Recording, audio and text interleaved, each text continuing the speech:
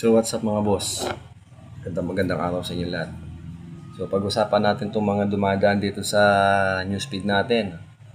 Kung makikita nyo, iba't ibang lugar ang mga nagpo-post tungkol dyan sa mga baha na nangyayari. Dahil sa mga klima ng panahon natin dito sa bansang Pilipinas. So ayan. Marami sa inyo ang nakakapanood ng mga binabahang lugar kahit na dati hindi naman binabaha, ngayon binabaha na sa simpleng ulan lang kahit na hindi naman bumagsak dumaan talaga yung bagyo o hindi naman tumagal yung bagyo diyan sa loob ng par. Marami pa ring nagugulat, nabibigla sa mga lumalabas yung biglang pagbaha. Kaya mag-iingat-ingat po tayong lahat lalo na sa mga madaling bahaing lugar. Yan.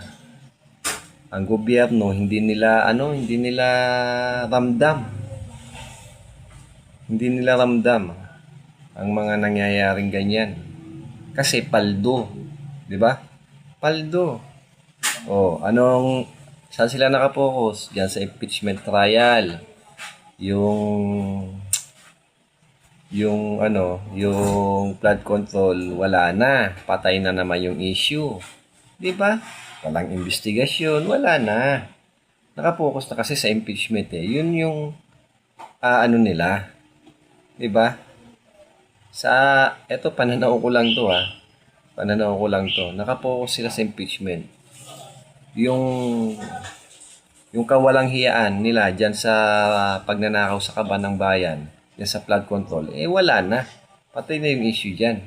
Tahimik nga Kahit sa balita, hindi mo na maririnig Di ba?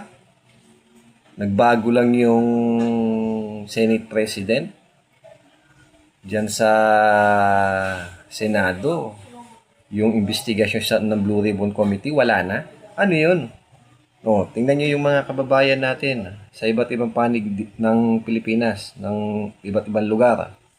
Tingnan nyo yung mga binabaha. Mag-social media kayo. Panoorin nyo kung paano sila nahihirapan dahil sa mga kagagawa ninyo. Mga damoho.